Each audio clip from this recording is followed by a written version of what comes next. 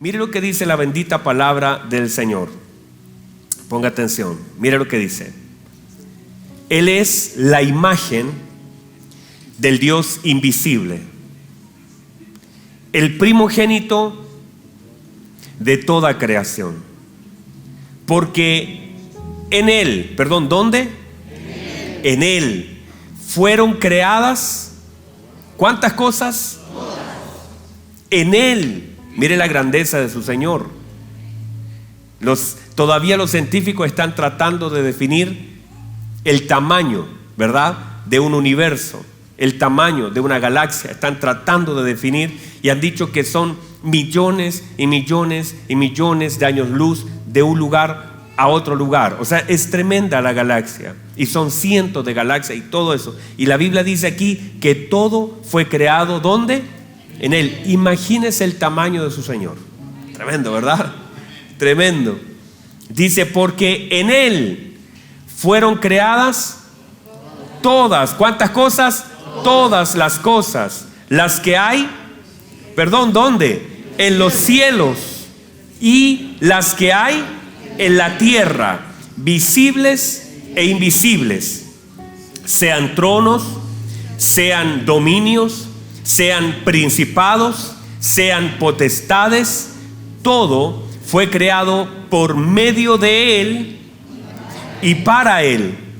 Y Él es antes de todas las cosas, y todas las cosas en Él subsisten. Y Él es la cabeza del cuerpo, que es la iglesia. Él, que es el principio, el primogénito de entre los muertos, para que en todo tenga la preeminencia, por cuanto agradó al Padre que en Él habitase toda plenitud, y por medio de Él reconciliar consigo todas las cosas, así las que están en la tierra como las que están en los cielos, haciendo la paz mediante la sangre de su cruz. Le hago una pregunta, ¿de quién está hablando? Alguien que lo diga fuerte, ¿de quién está hablando? Otra vez, ¿de quién está hablando? Por favor, dígalo más fuerte, ¿de quién está hablando? Eso es, está hablando de nuestro Señor Jesucristo. Tome asiento, por favor. Muy bien, bendiciones, amados hermanos. El día domingo comenzamos a hablar acerca de Cristo, la verdadera primicia. Y aquí en este pasaje nosotros vemos reflejado esta gran verdad como Cristo, nuestra verdadera primicia. Él es el primero, Él es el postrero, Él es el alfa y la omega, es el principio de todo. Así que de alguna forma el día domingo comenzamos a hablar acerca de la importancia de aquello que nosotros buscamos y cómo el Señor hace una promesa si nosotros nos ordenamos buscando lo que Él quiere que nosotros encontremos. O sea, es el hecho de que la intención de Dios es que nosotros enfoquemos nuestras fuerzas en buscarlo y conocerlo a Él. Eso es como de alguna forma la oportunidad que tenemos para poder conocer al Señor y a través de esa búsqueda ver cómo aquellas cosas que el mundo haciendo cosas trata de encontrarlas y nosotros buscando el reino nos son añadidas. Hay cosas que usted ni siquiera va a pedir, pero que el Señor las va a añadir. Lo vuelvo a decir, hay cosas que usted no va a pedir, pero el Señor las va a añadir solamente porque usted está buscando el reino de Dios y su justicia. Dentro de eso, entonces, es tan importante entender en ese pasaje de Mateo capítulo 7, Mateo 7, de lo que hablamos el día domingo, a entender parte de lo que es la paternidad y lo que es el saber de Dios. El saber, diga conmigo, el saber de Dios. El Señor dijo, porque mi Padre sabe de qué tenéis necesidad. El Padre sabe. El Padre sabe. Y entonces nosotros descansamos en esa paternidad de Dios y de nuestro Padre que sabe. A eso le llamamos el saber de Dios. Él conoce nuestras necesidades mejor que nosotros mismos. Nosotros puede ser que ni sepamos lo que necesitamos o ni sepamos definir lo que sentimos. No sé si a usted le ha pasado y que alguien le pregunte qué te pasa y usted dice, no sé. Pero es más, ¿no le ha pasado que de pronto alguien le dice, ¿qué quieres para tu cumpleaños? Que te regalemos. Y usted dice, no sé, cualquier cosa. Porque uno incluso llega un momento que cuesta definir incluso sus propias necesidades. Y a veces ni sabemos lo que necesitamos, míreme, porque no sabemos lo que viviremos. Si usted supiera lo que ha de vivir, quizás pediría de acuerdo a lo que sabe que vivirá. Pero como nosotros no sabemos lo que viviremos, no somos conscientes de lo que necesitamos. De hecho, hace días atrás me fui a un lugar, el Cajón del Maipo, con mis hijos, a conocer un lugar que no conocía. Y fuimos y a ese lugar entramos y habían 3 autos que estaban atrapados. Y estaban enterrados en la arena y no podían salir. Entonces me preguntaron si yo tenía una cuerda. No llevaba cuerda. Algo incluso que con mi hijo Daniel, la semana pasada, comenzamos a hacer un listado de las cosas necesarias para la supervivencia de zombie apocalipsis. Entonces hicimos un listado de, en el caso de que aparezcan los zombies y todo. Usted sabe que de pronto salen esas cosas, conversaciones con niños. Y dijimos, hagamos un listado, hijo, en el caso de que de pronto venga cosas raras y hagamos el listado. Entonces, dentro de ese listado anotamos y dijimos, hijo, vamos a comprar un hacha así de supervivencia, que las venden, que vienen para prender fuego, que vienen para cortar. Y la vimos, y incluso la miramos por internet y dijo, mira, está buena para sobrevivir. Entonces, eso por si acaso es una broma, no vaya a pensar que viene un zombie apocalipsis. Porque alguien está tan zombie apocalipsis. Y cuando estábamos en eso, le dije a Daniel también, hay que comprar linternas y hay que comprar también una cuerda. Una cuerda es muy importante para sobrevivir cuando uno está en estas estados. Y bueno, y dentro de eso quedamos de comprar algunas cosas y hacer una cajita de emergencia y andar siempre con esa cajita en el auto. La cosa es que ahora que llegamos a ese lugar, nos miramos con Daniel y dijimos, ¿te acuerdas que íbamos a comprar? Y no lo compramos. Intentamos sacar los autos y pudimos sacar 2, pero nadie en ese lugar llevaba cuerdas, sino que ocupábamos una manta que andaban los caballeros ahí trayendo y tratamos, y gracias al Señor sacamos 2. Pero a lo que voy con eso es que si ellos supieran, o si yo supiera lo que he de vivir mañana, tal vez me prepararía para poder vivirlo. Y tal vez lo que enfrentaré mañana, hoy se transforman algunas cosas en una necesidad. Pero como yo no sé lo que he de vivir mañana, de pronto puedo ignorar las necesidades de hoy para que sean un suplir el mañana. Entonces, es tan importante esta palabra que el Señor nos enseña, porque como el Señor sabe lo que yo sí voy a vivir mañana, alguien diga amén, por favor. Como el Señor sí sabe lo que yo voy a vivir mañana, entonces Él me envía la respuesta hoy para poder enfrentar lo que viviré mañana. Y por eso, y siempre, la respuesta de Dios a lo que he de vivir será su bendita palabra. La palabra del Señor será la bendita respuesta y la única alternativa y todo lo que necesito para aquellas cosas que viviré mañana. O sea, en la palabra del Señor está todo lo que el hombre necesita para poder superar, enfrentar todo aquello que viviremos. Porque no sabemos lo que viviremos, pero sabemos cómo lo hemos de enfrentar. ¿Con qué? Con la bendita palabra del Señor. Porque en la palabra de Dios está todo el contenido de las promesas del Señor. El Señor no hace una promesa para ver quién la puede tomar. La promesa del Señor contiene todo lo que Él sabe que yo necesito para aquello que he de enfrentar. O sea, en la palabra del Señor, en la promesa de Dios, está todo lo que Dios sabe. Es más, cuando uno enfrenta una situación, uno lo que tiene que hacer es tratar de encontrar en la palabra que se nos ha predicado la respuesta para ver cómo puedo superar aquello que vivo. Por eso uno debe enfocarse en ¿qué? En la palabra del Señor. Porque en la palabra del Señor no están algunas cosas y tampoco están algunas alternativas. En la palabra del Señor está todo lo que yo necesito para enfrentar todo lo que yo vivo.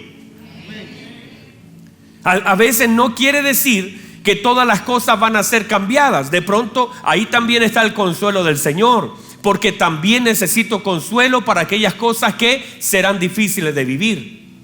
Por eso usted conecte su vida a la palabra del Señor, y eso es la respuesta para todo. Por eso cuando el Señor dice que todas las cosas serán añadidas, porque el Padre sabe en realidad muchas de las cosas que se añaden.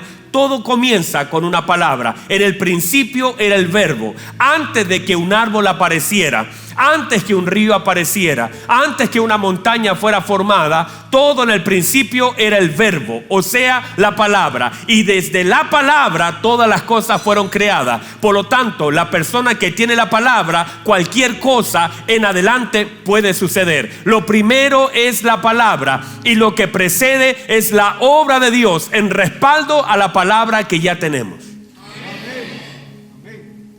Por eso cuando uno dice tengo una palabra, es que lo tienes todo.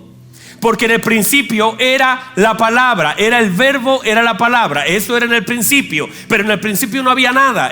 Hay dos principios. Está el principio de Juan, capítulo 1. En el principio era el verbo era con Dios y el verbo era Dios. En el principio no había tierra, no habían estrellas, no habían galaxias, no había nada. Pero estaba el verbo. Y el verbo era la palabra era el verbo era con Dios y el verbo era Dios. Y aparece un segundo principio, que es el principio de la tierra, que en el principio creó Dios los cielos y la tierra. Ese es el segundo principio, el principio de la tierra. Pero en el primer principio gobierna el segundo principio. El principio del verbo gobierna el principio de la tierra. Y ahora en este segundo, no sé si están acá todos, en este segundo principio está gobernado por este primer principio. O sea, antes de la tierra ser fue el verbo, antes de los ríos ser fue el verbo, y antes de que las cosas fueran creadas estuvo la palabra de Dios iluminando todo y el Espíritu de Dios moviéndose sobre la tierra. Por lo tanto, antes que las cosas sean, para que haya orden, la palabra tiene que ser soltada. Para que cosas sean creadas, la palabra tiene que ser soltada. O sea, todo nace desde una palabra, y una palabra es el génesis de todas las cosas que han de suceder. Por eso le digo, si usted tiene una palabra, lo tiene todo. Alguien reciba eso, por favor. Alguien reciba eso. Quien tiene una palabra, lo tiene todo. Por eso cuando el Señor le habla a aquella mujer, a la tsunamita, por medio del profeta, le dice: de aquí al otro año vas a tener un hijo. Ella pensó que era una burla, pero ese hijo no sale sino por una palabra. La palabra fue el génesis del gestar de ese hijo. Antes de Abraham cargar un hijo, tenía una palabra. Por lo tanto, la palabra precede cada uno de los milagros que nosotros hemos de vivir. Entonces, ¿qué debo hacer? Abrazar la palabra. Porque la palabra, a veces nosotros quisiéramos tener las cosas antes que la palabra, y el orden no puede cambiarse. La palabra es la que gesta todas las cosas en la vida del creyente. Ya con eso nos vamos, ¿verdad? Pero todavía no nos vamos. Entonces, ¿qué es importante? El saber de Dios. Podemos entonces confiar. Hoy no sé dónde está por ahí. No lo veo, pero sé que viene. Ahí estás, mi amado hermano. Hoy día se vio un afiche hermoso y puso esto, y que es parte de lo que hemos hablado, que podríamos nosotros confiar más en lo que tenemos que en lo que creemos o en lo que somos. Usted no puede confiar más en lo que tiene que en aquello que cree y en lo que es. Mi confianza debe estar dada por lo que el Señor me hizo ser, un hijo, y por lo que creo que es Él, pero no mi confianza en lo que tengo. Hay gente que dice: bueno, tengo tanto, me alcanza, porque la gente calcula la vida en razón de lo que tiene. Nosotros vivimos la vida en razón de aquello que creemos. Alguien diga amén, por favor. Así que de alguna forma nuestra confianza se manifiesta por medio del conocimiento que tenemos. Se nos está haciendo entonces a través de esa palabra un llamado a confiar en el saber de Dios y en la paternidad de Dios. Se nos hace un llamado al orden de aquellas cosas que deben ser una prioridad en nuestra vida. Buscar primeramente, ¿qué cosa? el reino de Dios y su justicia, y todas las demás cosas que el Padre sabe os serán añadidas. Así que gracias, Pablito, por de alguna forma también tomar la palabra y escribirla y compartirla. Esas cosas son muy importantes. Así que de alguna forma las cosas no se nos añaden por lo que pedimos necesariamente, sino por aquello que buscamos. La búsqueda es más trascendente incluso que la petición. Usted podría todo el tiempo, por ejemplo, estar llorando, pidiendo: Señor, dame esto, dame esto, dame esto, dame esto, dame. Levantarse y acostarse: dame, dame, dame, dame. Y tal vez nada se le va a ser añadido. Pero si usted busca, hay cosas que le van a ser añadidas por lo que buscamos y no por lo que pedimos. Y lo hermoso de eso, estamos acá, ¿verdad? Todavía no se duermen, ¿verdad? Amén, dijo un hermano. Todavía no se duermen, gracias al Señor. Míreme por favor. Lo importante de esto es que cuando nosotros, míreme por favor, nosotros buscamos el reino de Dios, a nosotros se nos va a añadir las cosas que Dios sabe que necesitamos.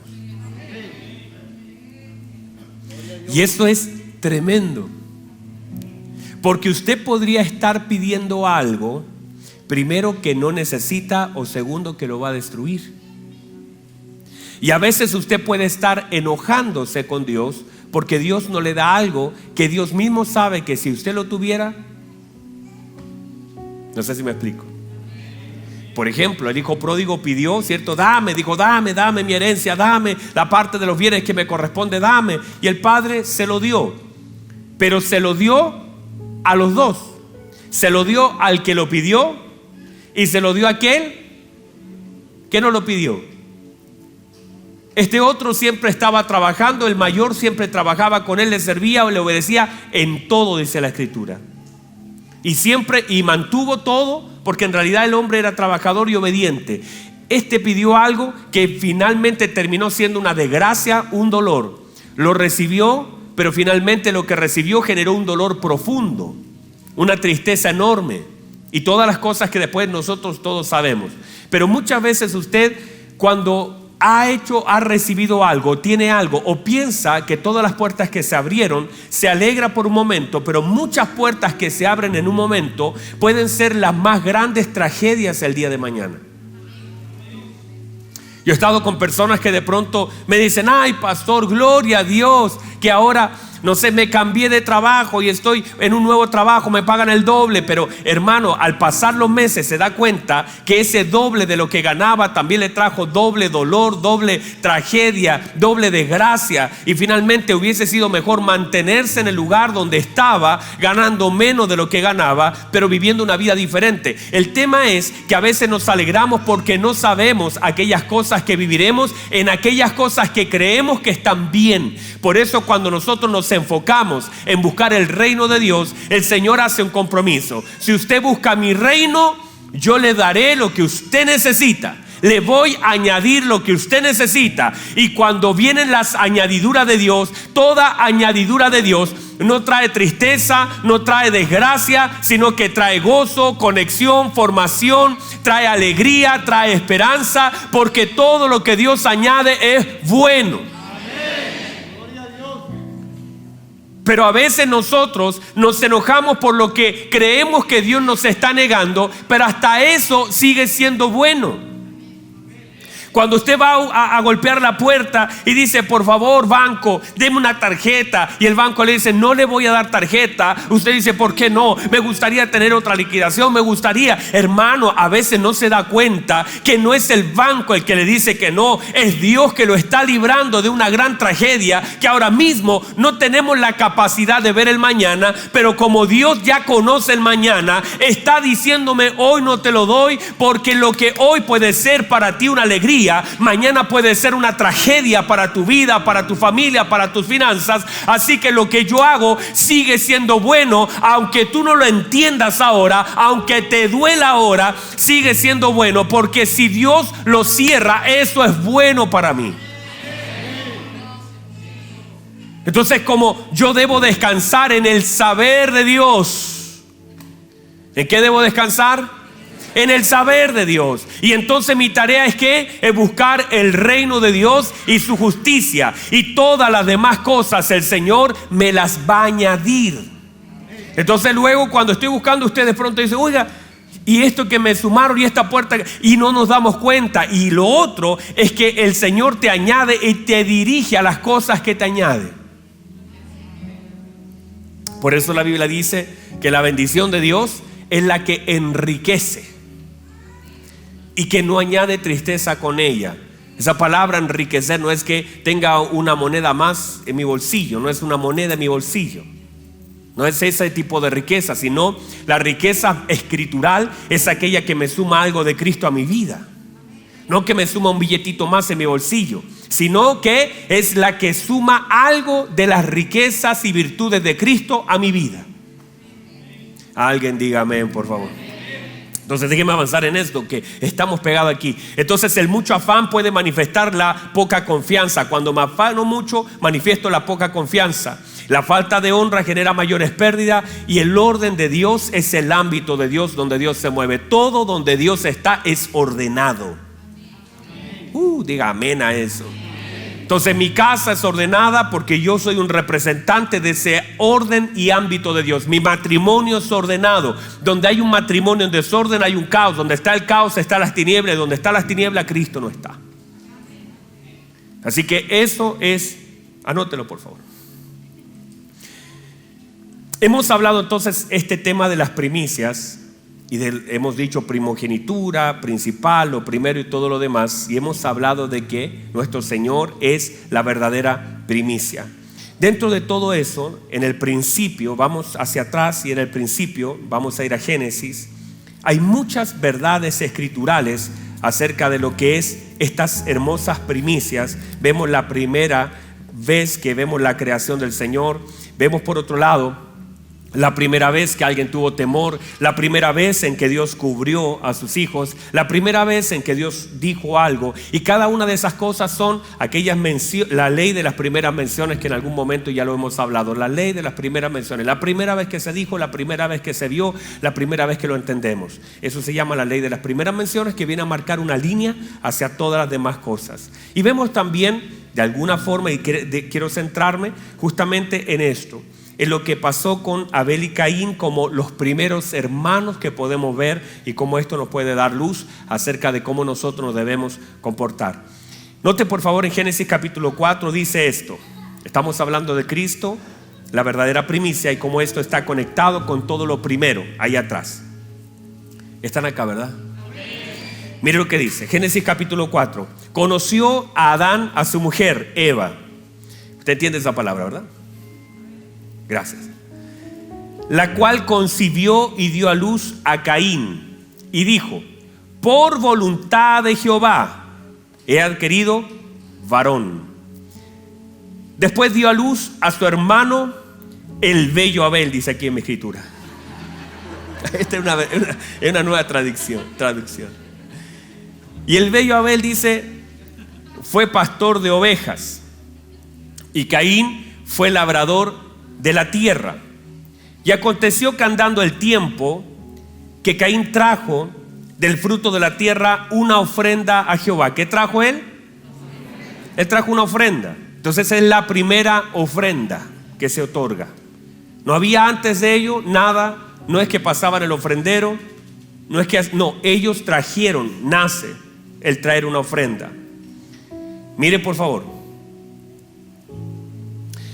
Y Abel trajo también, y aconteció que andando el tiempo, que Caín trajo del fruto de la tierra una ofrenda a Jehová. Y Abel trajo también de los primogénitos, note, una ofrenda de los primogénitos de sus ovejas, de lo más gordo de ellas. Y miró Jehová con agrado a Abel y su ofrenda, pero no miró con agrado a Caín y la ofrenda suya. Y se ensañó en gran manera y decayó su semblante. Entonces Jehová dijo a Caín: ¿por qué te has ensañado? Esa palabra ensañar quiere decir airado. Ya se airó así, mucho enojo. ¿Y por qué ha decaído tu semblante? Mire por favor, versículo 7. Si bien hicieres, no serás enaltecido. Si hago bien, ¿qué sucederá? ¿Seré qué? Enaltecido. Y si no hicieres bien, el pecado está a la puerta. Con todo esto, a ti será su deseo, y tú te enseñorearás de él. Y dijo Caín a su hermano Abel: salgamos al campo. Y aconteció que estando ellos en el campo, Caín se levantó contra su hermano Abel y lo mató. Usted conoce esta historia, ¿verdad? Que es muy conocida. Entonces, de alguna forma, ambos ofrecieron algo al Señor. Y a esto llamamos la primera ofrenda. Ambos otorgaron algo al Señor. Ellos nacieron, ¿verdad?, fuera del Edén. Caín conectó con lo que hacía su padre. Su padre era labrador. Adán fue puesto, la Biblia dice, en el huerto para labrar la tierra, por lo tanto tenía experiencia, y vemos que Caín entonces conectó con la figura de su padre. Hubo una transición de algunas enseñanzas, pero de Abel nadie había pastoreado ovejas hasta ese momento, porque Abel es una representación, es una sombra, es una figura de nuestro Señor Jesucristo. Todo lo primero, todo lo nuevo, todo lo diferente. No es que hasta ese momento nadie había pastoreado, es el primer pastor. Es la primera sangre derramada. Es lo primero que agrada al Señor. Hermano, después de haber salido del Edén, nada había agradado al Señor, pero se encontró a uno llamado Abel que ofreció algo. De los primogénitos, todo usted puede ver, cada una de las conexiones manifiesta justamente la obra de Dios. La vida de Cristo en la vida de Abel, una proyección de los primogénitos, lo escogido, y eso agradó al Padre. Estamos aquí, ¿verdad? En medio de eso, entonces vemos que Abel y Caín traen una ofrenda. La primera ofrenda que se trae es la ofrenda de Caín. Él trae su ofrenda, la Biblia dice que toma de los frutos. El tema es que la tierra, usted sabe que estaba bajo una maldición. La tierra estaba bajo maldición, y él dice que él toma del fruto de la tierra. No usa ninguna otra palabra, el original de esta escritura, no usa ninguna otra palabra, solamente la palabra tomar, o sea, agarrar lo que hay y ya. Ahora, este desagrado del Señor no está dado por la papa, la lechuga, el tomate. O sea, no es que Dios dijera: no, yo no soy vegetariano. Yo siempre hablo, yo me conecto con la ofrenda de Abel, la carnecita. Mi esposa se conecta con la ofrenda de Caín, las verduritas. Pero no es que Dios tuviera problema con las frutas o las verduras o la papa o nada de eso, sino que la Biblia dice esto, póngame atención. La Biblia dice que Dios no se agradó de Caín y de su ofrenda. Note por favor, no dice que se desagradó de la ofrenda, se dice que se desagradó de Caín. Voy a volver a decirlo. A este lado acá son los más espirituales. Ahora dice que de Abel se agradó de Abel y se agradó de su ofrenda. No habla directamente de la ofrenda, sino que habla de la persona que lo trajo. Porque en realidad, póngame atención, la ofrenda simplemente representa lo que yo soy. Lo que está diciendo la Escritura es que Dios no se agradó de Caín y sí se agradó de Abel, y por consecuencia, finalmente una ofrenda es la representación de lo que yo soy. Lo vuelvo a decir en otra palabra, lo que usted le da al Señor es la representación de lo que usted es. Se lo vuelvo a decir. ¿Qué le da al Señor? Piense en lo que le da al Señor. Porque lo que le damos al Señor es la representación de lo que nosotros somos. El servicio representa lo que soy.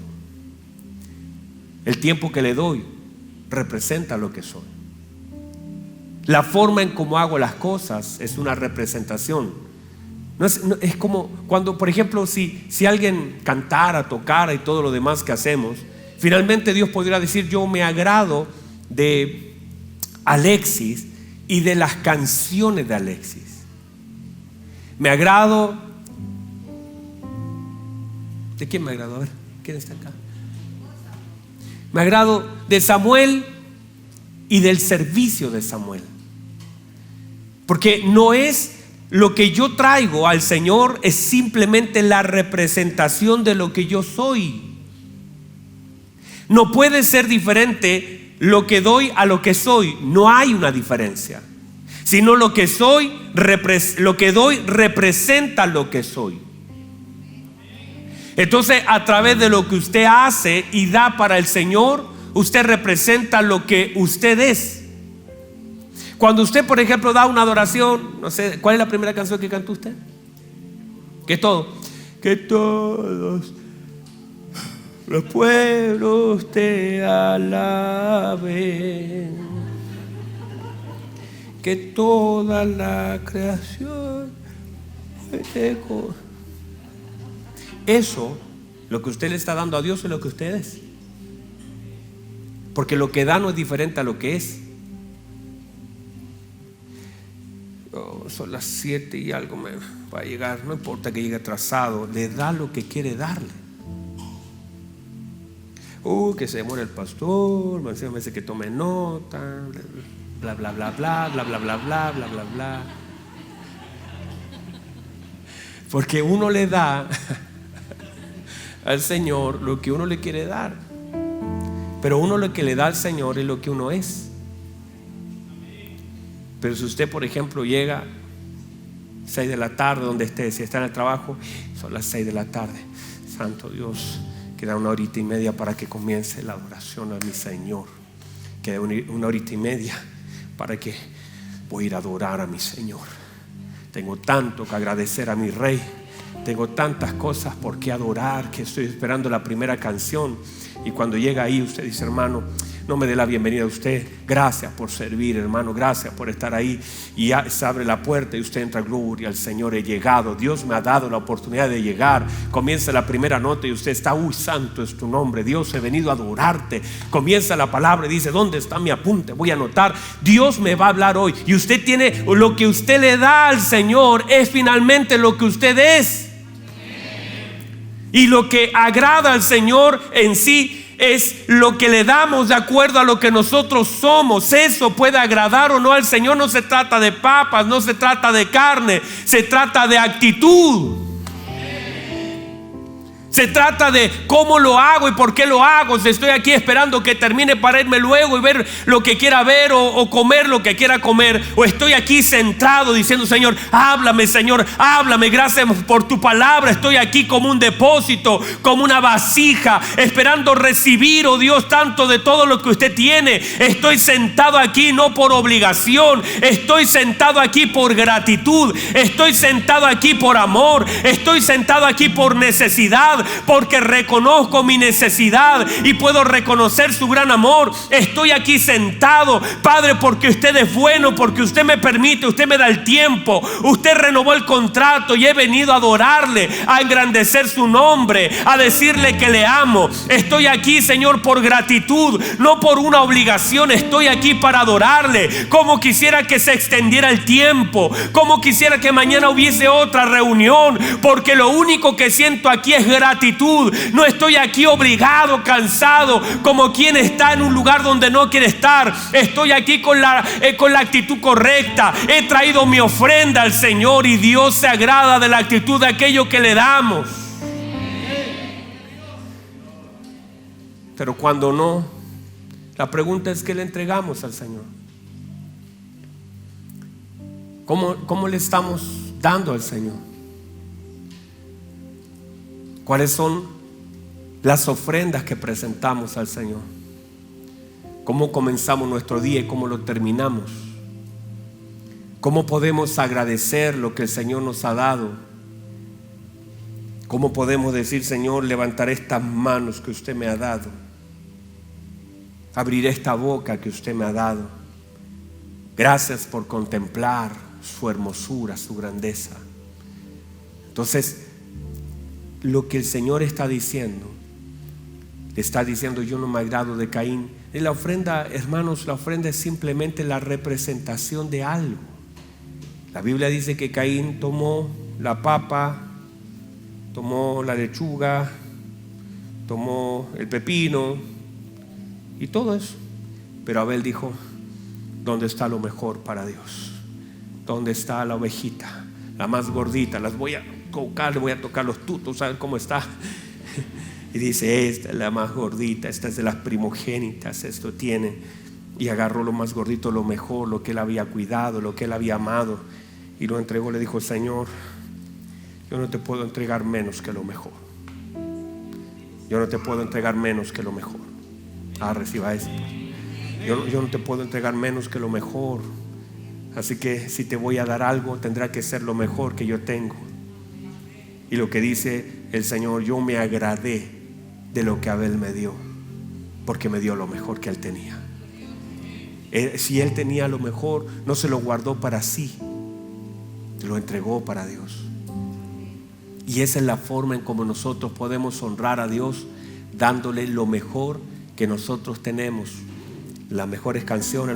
Hay gente que dice: no, más adelante servir al Señor cuando yo quiera. No, es que están acá todavía, ¿verdad?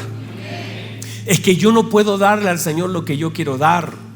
Por eso la Biblia dice, míreme por favor, que por la fe, Hebreos capítulo 11 dice: y por la fe Abel ofreció al Señor un más excelente sacrificio que Caín. Si es por fe, quiere decir que Abel tuvo el oído afinado para poder saber lo que el Señor quería recibir. No le dio lo que él quería dar, le dio lo que el Señor quería recibir, porque la Biblia dice que la fe viene por el oír. Por lo tanto, lo que sucedió es que Abel tenía el oído afinado para saber lo que el Señor quería recibir, y cuando supo lo que el Señor quería recibir, cómo él lo quería recibir, Abel solamente es una reacción a lo que el Padre quiere recibir, y por la fe pudo agradar al Señor.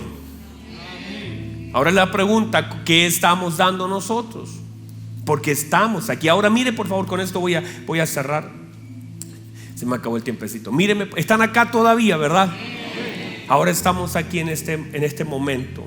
A Caín está mirando, porque Caín no tiene la capacidad de poder ver lo que él da, sino que Caín lo que hace es comenzar a mirar la ofrenda de Abel. Empieza a mirar con desprecio a Abel por lo que Abel está ofreciendo, cuando debiese centrarse en lo que él lo está haciendo y no enfocarse en lo que Abel está haciendo. Como que hace responsable a Abel de lo que él está haciendo mal. Es como hay personas que de pronto: ay, pero ¿para qué tanto? ¿Para qué vas a hacer? Porque la gente se enfoca en lo que tú das. Pero ¿para qué todos los días a la iglesia? ¿Para qué todos los domingos? ¿Para qué siempre quieres llegar temprano? Siempre, porque en realidad la gente no logra ver sus errores, sus falencias, su fracaso, lo que está entregando, pero está mirando hacia el lado, tratando de que el otro no dé lo que está dando, porque dando eso ofende lo que yo doy. Porque si todos damos papa, bueno, damos todos papa, pero si hay alguien que da un poco más, y ahí está la diferencia. Por eso la Biblia dice de Noé que por la fe de Noé se condenó al mundo, porque subió el estándar de la fe. Reciba eso.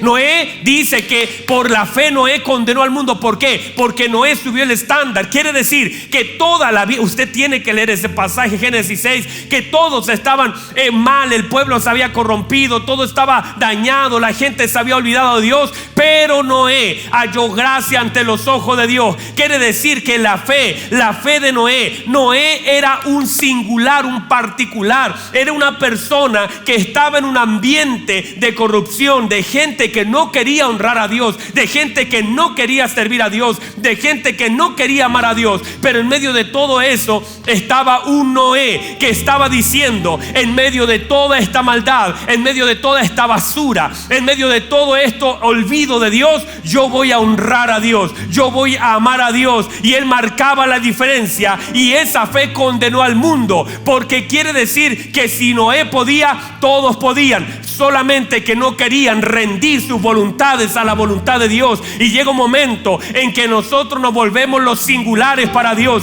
que en medio de esa fábrica nadie da gracias al Señor, que en medio de ese edificio nadie honra a Dios, pero de pronto hay uno que sí dobla sus rodillas, hay uno que sí levanta sus manos, hay uno que está dispuesto a dejar su voluntad de lado y confiar en Dios, hay uno dispuesto a confiar en Dios, a amar a Dios, a servir a Dios, a buscar a Dios. Y esa es la fe que agrada a nuestro Dios. Alguien diga amén. Alguien dele gloria al Señor. Aleluya. Y eso es lo que hacemos.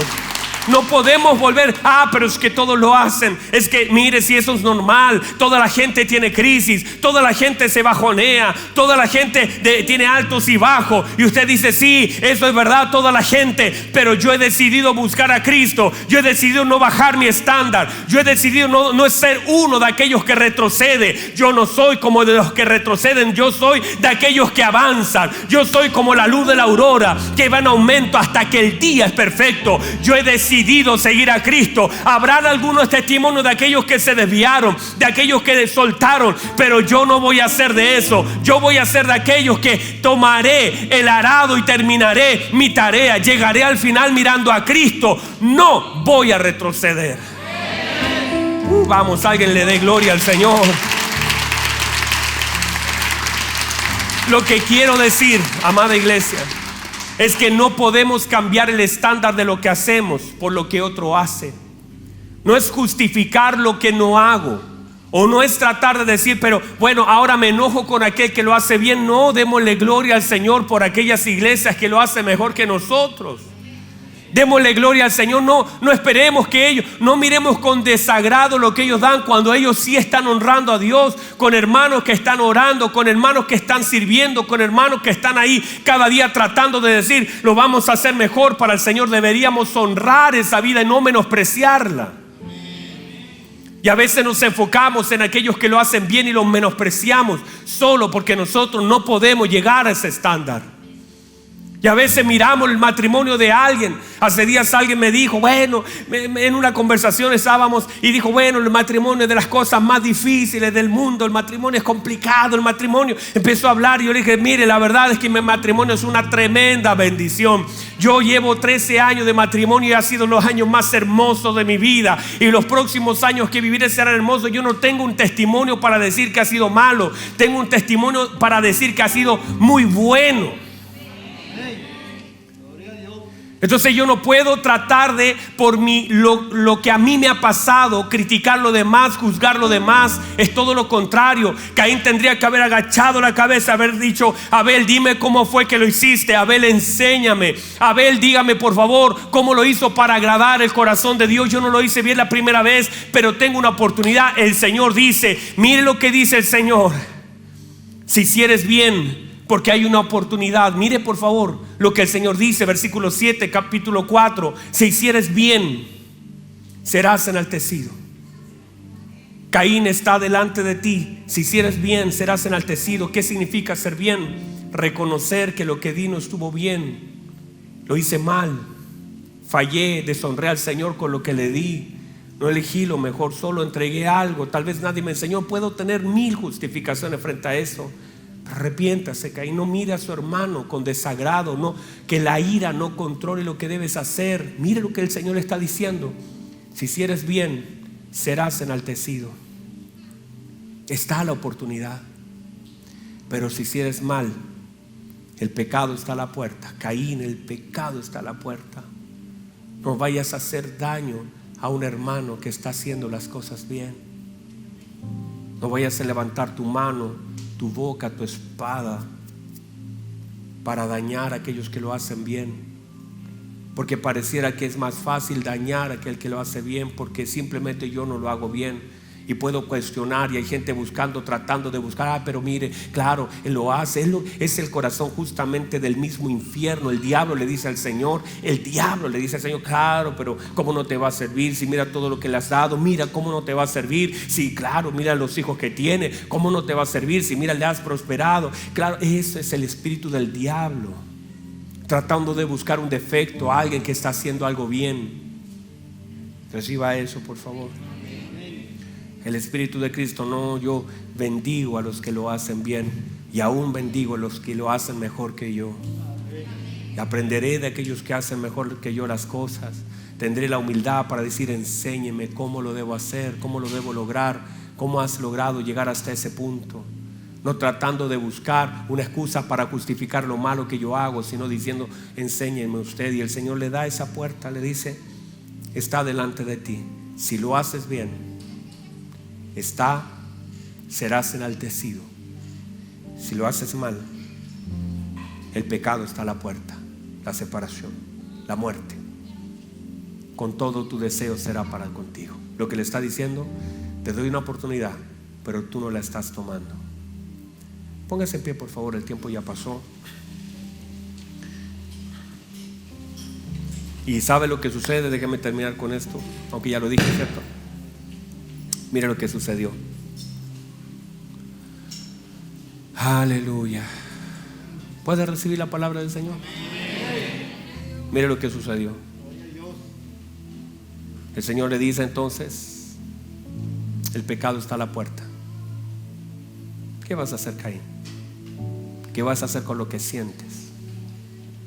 ¿Qué vas a hacer con lo que pasa aquí adentro, con lo que se te mueve? Caín no tomó el consejo.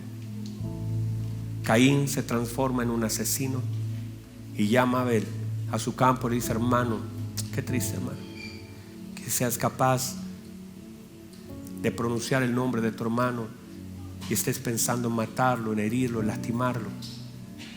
Qué triste que haya todavía 6,000 años después este rollo de hermanos matando hermanos, de tratar de llevar hermanos a mi campo para dañarlo,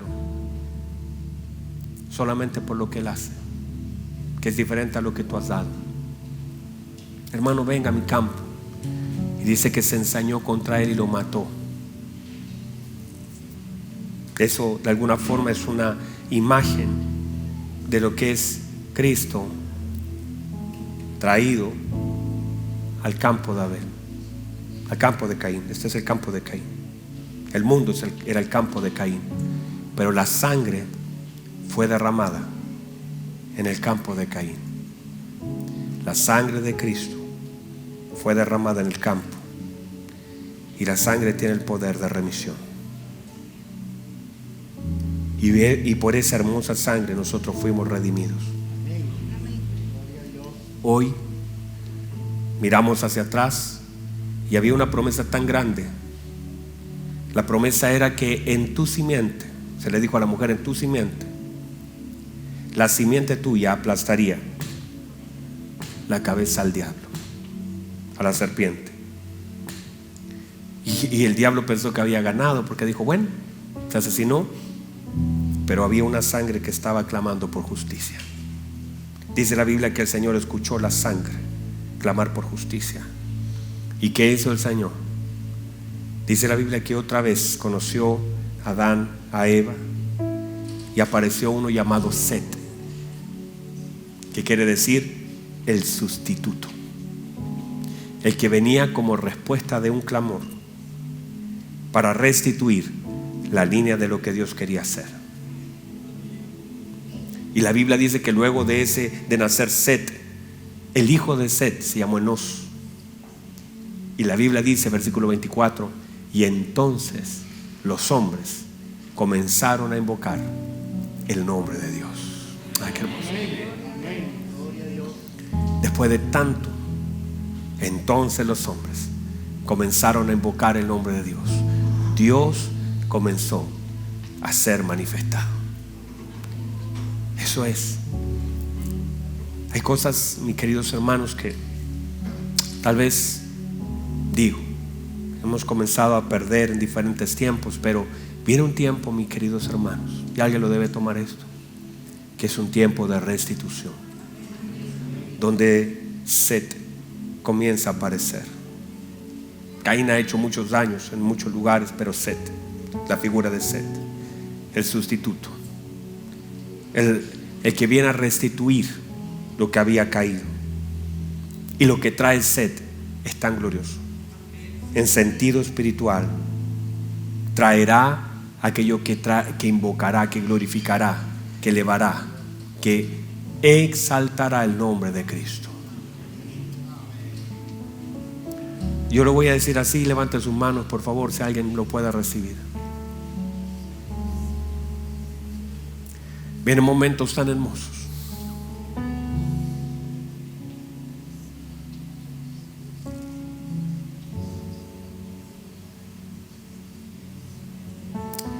Donde el Señor levantará cosas en tu vida que habían sido dañadas, heridas y aún muertas.